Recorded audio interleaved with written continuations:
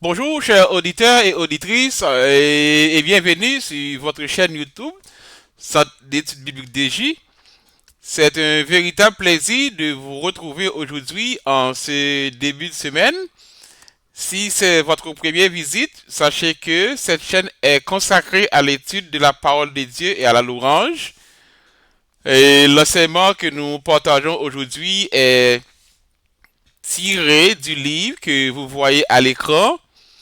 Et dans cette émission, nous allons explorer ce matin quelques exemples bibliques de la manifestation de l'orgueil, ainsi que ses conséquences spirituelles. Ces enseignements sont extraits de l'ouvrage intitulé Le chrétien face à ses handicaps spirituels. Mais avant d'entrer dans le vif du sujet, prenons un moment pour adorer le Seigneur avec ce chant.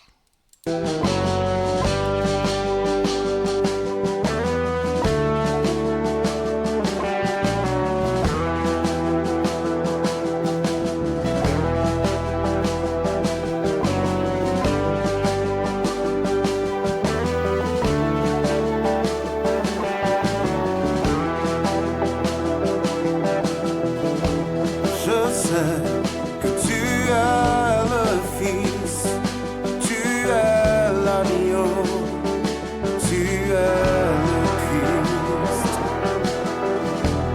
Je sais que tu es Seigneur, Dieu tout-puissant, et roi de rois. Je veux t'adorer, que t'adorer. Oui, t'adorer, Jésus. Je veux t'adorer, que t'adorer. Oui, t'adorer, Jésus.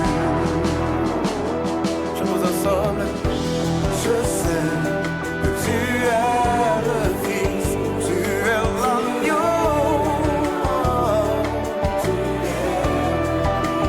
Oui, je sais que tu es Seigneur, Dieu tout-puissant. Tu es le Fils, tu es le Fils, tu es l'agneau, tu es le Christ. Oui, je sais que tu es Seigneur, Dieu tout-puissant. Je veux t'adorer, oh, que t'adorer, oui, t'adorer, Jésus. T'adorer, que t'adorer, oui, t'adorer. Je veux t'adorer. Alléluia, alléluia. Oui, t'adorer.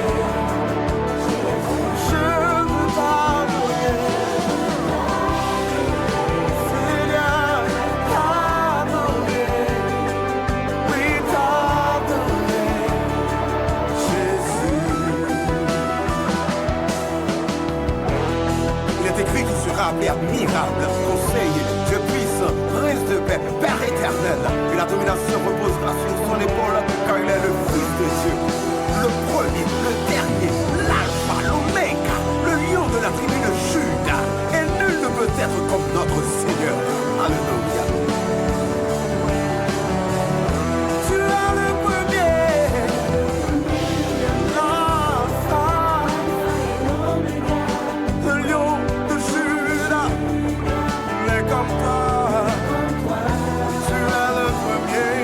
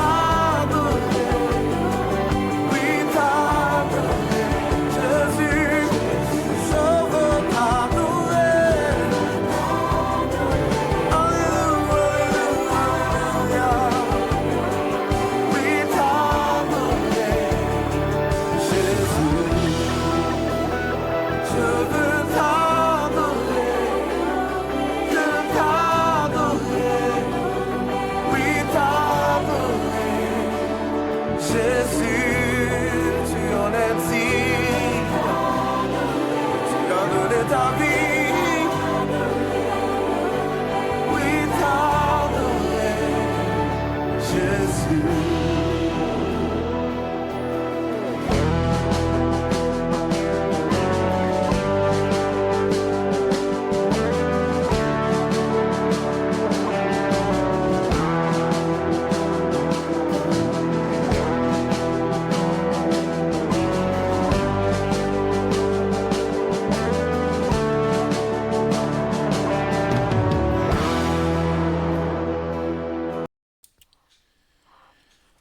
Quelques exemples bibliques de la manifestation de l'orgueil ainsi que ses conséquences spirituelles. Mes bien-aimés frères et sœurs dans le Seigneur, chers auditeurs, chères auditrices, Satan cherche constamment à nous troubler en nous incitant à désobéir à la parole de Dieu. Il sait que Dieu déteste les orgueilleux et qu'il leur résiste. C'est d'ailleurs ce même orgueil qui a provoqué sa chute. Parfois, nos capacités intellectuelles, financières ou économiques peuvent nous rendre orgueilleux et nous pousser à prendre des décisions sans tenir compte de la volonté de Dieu. Nous trouvons un tel exemple dans l'histoire de David qui a causé la mort de 11 000 personnes en Israël en raison de son sentiment d'autosuffisance. David pensait qu'un nombre important de soldats lui garantissait la victoire. Dans le livre de 1 Chronique 21, versets 1 à 7, sous l'influence de Satan, David veut connaître la taille de son armée, cherchant à affirmer sa puissance et son contrôle sur le peuple. Et, tu vois, vous voyez, plutôt que de se fier à Dieu pour sa protection et sa victoire, David, tu vois bien, David, il veut affirmer sa puissance et son contrôle sur le peuple de Dieu sans se fier à Dieu pour sa victoire. Malgré l'avertissement de Joab, David persiste de sa décision.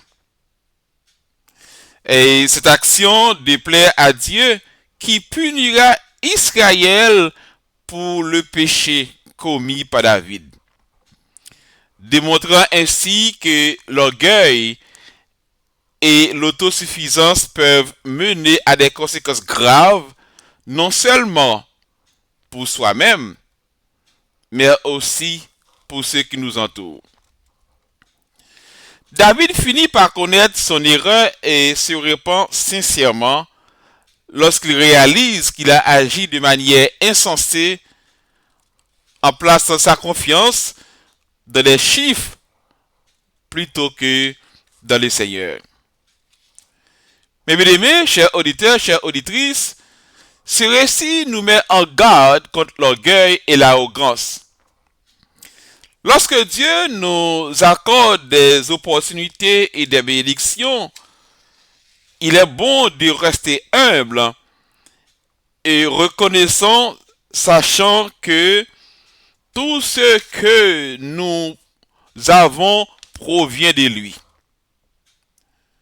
Soyons prudents ce matin dans nos décisions et veillons à ne pas nous élever au-dessus de la parole de Dieu.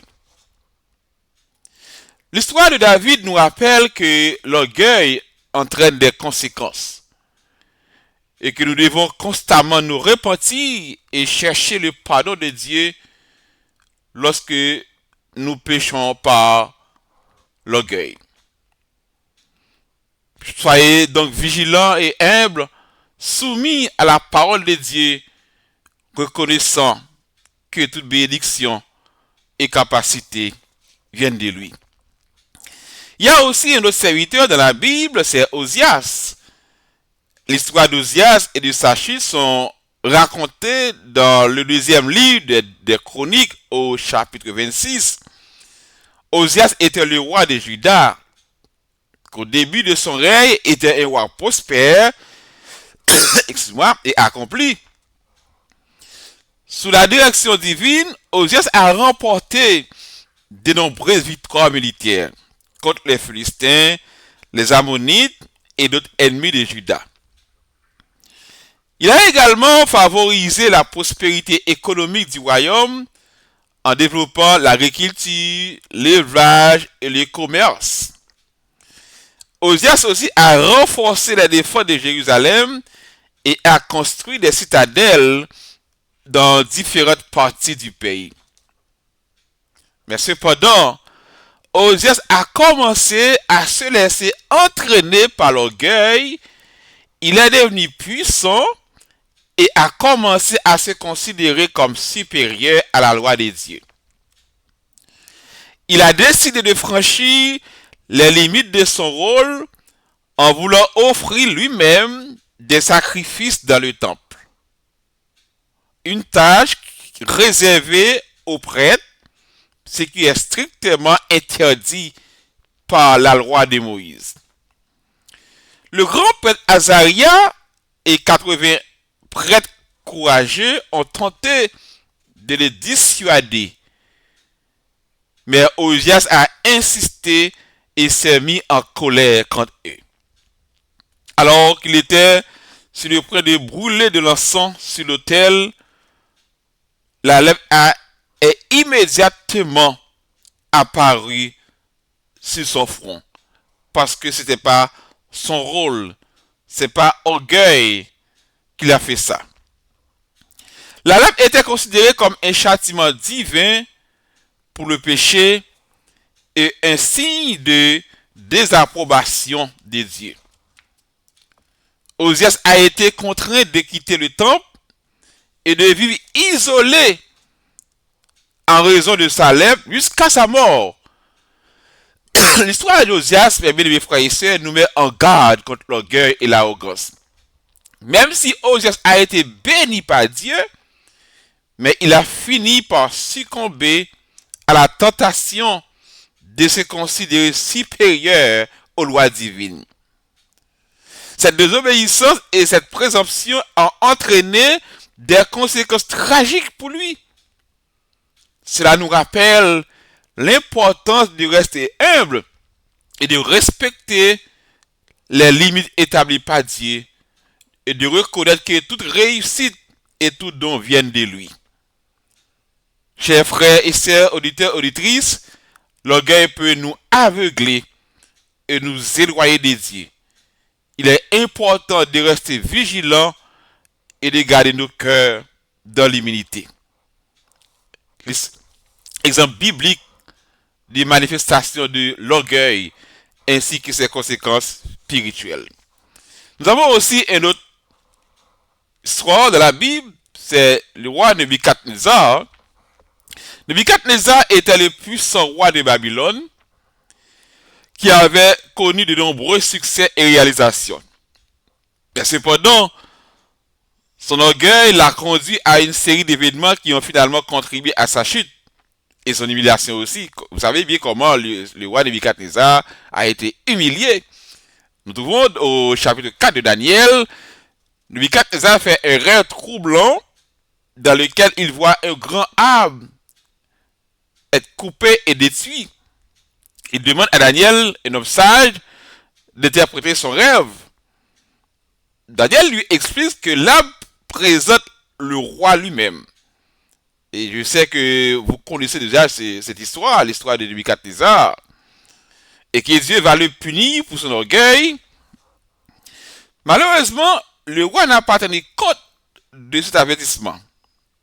Au contraire, il a regardé sa grande ville de Babylone et s'est vanté de ses réalisations en attribuant tout à sa propre puissance et à sa grandeur. Il a dit, dans Daniel 4, verset 30, « N'est-ce pas ici Babylone la grande que j'ai bâtie comme résidence royale par la puissance de ma force et pour la gloire de ma magnificence ?»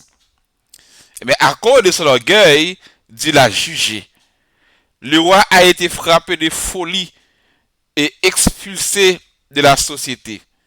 Il a été chassé de son palais et a vécu comme un animal sauvage pendant 7 ans ou 7 années, jusqu'à ce qu'il reconnaisse la suprématie de Dieu. Finalement, à la suite de cette période de folie, Nebuchadnezzar a levé les yeux vers le ciel et reconnu la grandeur de Dieu. Il a confessé son orgueil et rendu gloire à Dieu. À ce moment-là, sa raison est revenue et il a été restauré. L'histoire de Nebuchadnezzar nous rappelle ce matin les dangers de l'orgueil. Même les personnes les plus puissantes et les plus réussies sont soumises à la souveraineté de Dieu. Lorsque nous nous élevons de notre propre orgueil, nous nous attribuons notre succès et nous risquons de provoquer notre propre chute. Au lieu de cela, chers auditeurs, chères auditrices, nous devons reconnaître humblement que tout ce que nous avons et accomplissons vient de Dieu et nous devons lui rendre gloire. Nous allons prier. Seigneur notre Dieu, nous venons devant toi avec des cœurs sincères et humbles, reconnaissant que parfois l'orgueil peut s'infiltrer en nous sans que nous n'en soyons conscients. Toi qui sondes les cœurs et les pensées, tu vois tout, rien ne t'est caché. Père, nous te demandons pardon pour toutes les fois où l'orgueil a parlé à travers nous, pour chaque pensée, parole ou action motivée par la vanité, la comparaison ou la recherche de notre propre gloire. Pardonne-nous pour les moments où nous avons méprisé les autres, oubliant que tout don vient de toi. Aujourd'hui, Père, nous renaissons à tout esprit orgueil. Nous rejetons toute attitude hautaine, tout esprit de suffisance. Et nous déclarons que l'humilité de Christ est notre partage.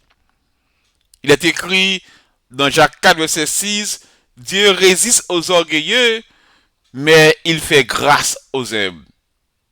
Fais-nous grâce ce matin, Père, en Jésus-Christ. Brise en nous tout ce qui ne te glorifie pas. Arrache toute racine orgueil cachée dans nos cœurs. Apprends-nous à dépendre de toi dans toutes choses. Et rends-nous sensibles à ton Saint-Esprit. Seigneur, protège-nous des conséquences de l'orgueil, comme ça a été pour David, Nebuchadnezzar et Osias. Car parfois l'orgueil amène la chute. La division, protège-nous de l'orgueil, de la chute, de la division et l'aveuglement spirituel et de la sécheresse intérieure. Libère-nous de tout ce qui nous éloigne de toi et de notre prochain. Nous proclamons aujourd'hui que notre vie est entre tes mains. Nous ne voulons pas nous glorifier que de la croix de Jésus-Christ.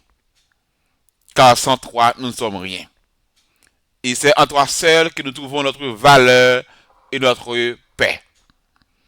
Merci Père en Jésus-Christ pour ta miséricorde et pour ton œuvre de transformation dans nos vies. À toi seul soit toute la gloire. Au nom de Jésus-Christ. Amen. Amen. Amen. Chers auditeurs, chères auditrices, mes frères et sœurs, merci de tout cœur pour votre fidélité à cette émission. Et si vous souhaitez vous procurer le livre, toutes les informations nécessaires s'affichent à l'écran. Et n'hésitez pas à partager cette émission, à vous abonner à la chaîne et à activer la cloche de notification afin de ne pas manquer aucun de nos prochains rendez-vous. Nous aurons la joie de vous retrouver très bientôt pour une nouvelle émission, mais cette fois ce sera en créole. Je vous souhaite une bonne journée, une bonne semaine, Que Dieu vous accorde sa grâce, sa bonté et sa divine protection. Dieu vous bénisse. Bonne semaine pour une nouvelle émission. Nous aurons une nouvelle émission en créole la semaine prochaine. Merci.